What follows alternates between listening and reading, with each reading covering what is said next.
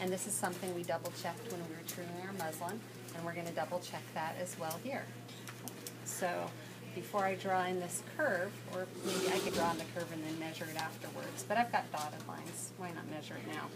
I know my side hip depth is supposed to be 7 7/8, so I'm going to double check that.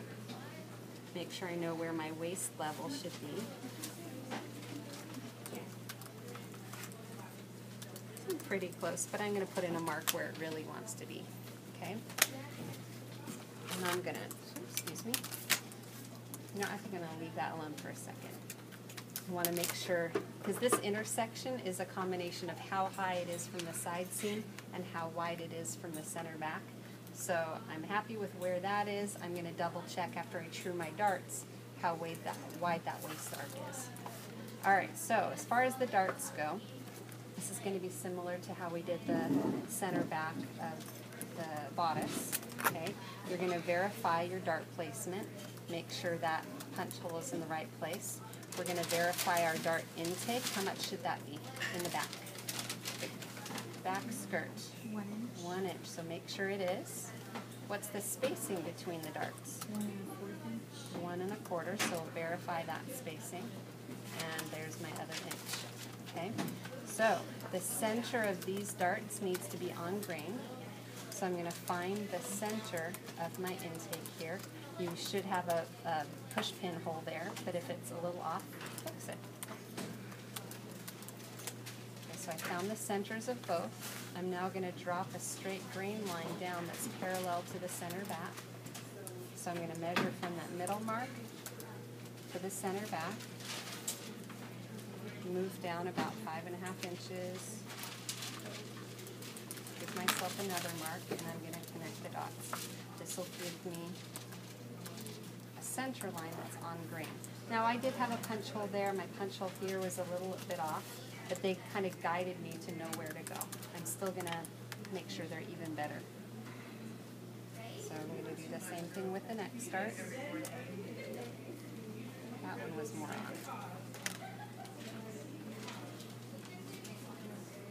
So for those of you who did flat patterning in 1A, you're going to notice that it's the same kind of process, but this is a little bit more slow. We have the extra step of draping, but there's a lot less guesswork involved. Like the shape happened for you.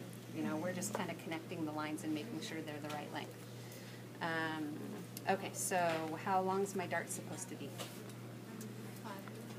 Yep, I want a 5.5 inch long dart. So I'm going to verify my vanishing point length there. Verify my vanishing point length there. And then I'm going to connect these dots. So yes, flat patterning is faster, but this is more of a custom fit. And it tends to be a little bit more accurate, I think. So if you were making it for a custom client, would you measure Take her them measurements. first and then make a basic block and fit it to her? Yeah, if I were doing a custom something with a client, I might do it flat pattern. I might take her measurements and do it flat. Alternately, I could have her wear a bathing suit or like a leotard, and I could put masking tape down for center front and around the waist and just mark her off like the dress form I could drape on her. And that would work really well. Okay, so I've trued in my darts. I'm going to fold them and close them and tape them shut.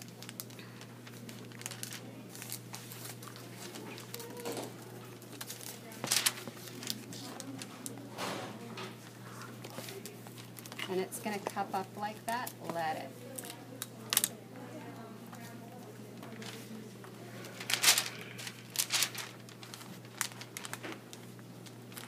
I think this is the trickiest part of pattern making is the paper folding. Getting those diagonal lines to really, really match up.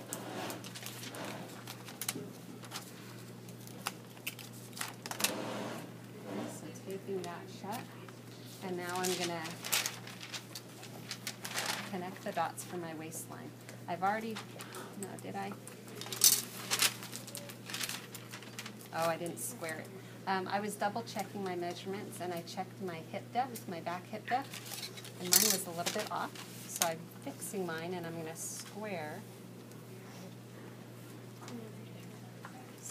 a little line, at least 1/4 of an inch, but I know my dress form has a more straight waist, so I go a little bit further. Now I know the level here at that side seam, so I can square from that side seam over as well.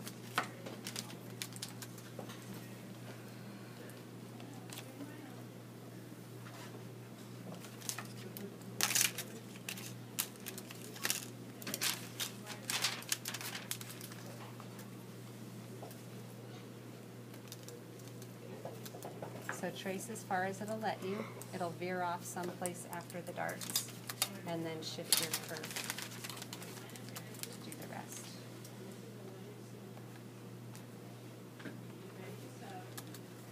Okay, while it's still taped, I'm going to verify my waist arc, make sure I have that plus 1/4 of an inch ease.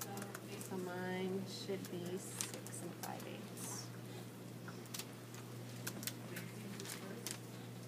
You see how I'm putting my ruler standing up? I can bend it really easily.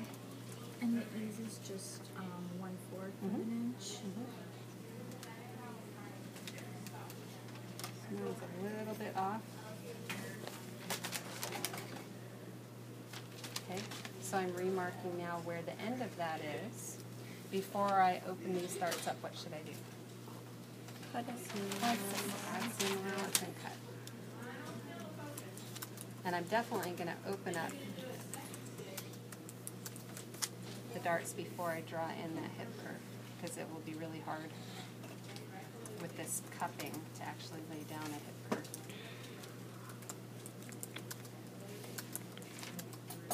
So we're doing 1/2 of an inch at the waist to match the 1/2 of an inch you already have on the bodice.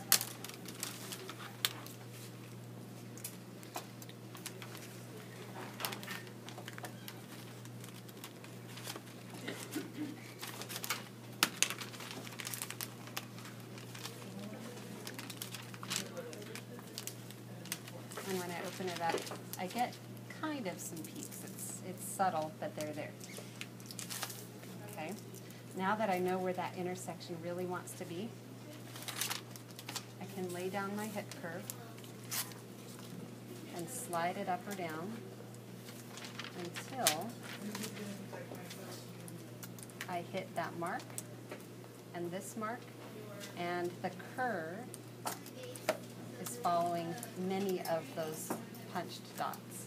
I don't want it to look like I could absolutely hit this and this, but if that's veering off, it's not going to have a blended line. I'll have more of a corner there. So I want this to lay relatively flat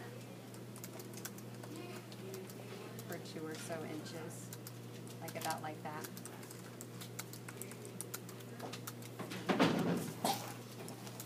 And trace in the curve. All right, so for this side seam, I'm going to add 1/2 inch all the way down. So it's a pivot around the curve to add.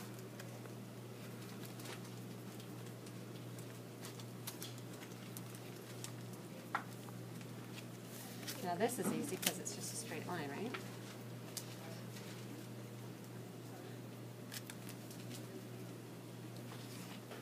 Okay. Now how long should this be? 20 1/4 or something. We're going to make them 20 inches just to be easy. 22 1/2 would be knee level for the average size 8 person, so we could go 22 1/2 if we wanted this to be knee length. But let's just do 20 inches. It's an easy number to remember. But where is that 20-inch level from? Where is it coming from?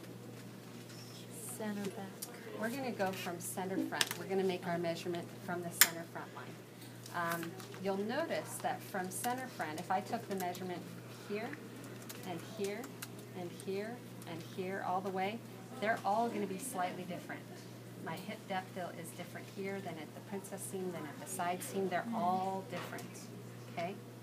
So if we just say our center front length and call it center front, we'll make that our 20 inches. So I'm measuring down from the actual center front waist, not the seam allowance. My ruler's not long enough. So what I'll do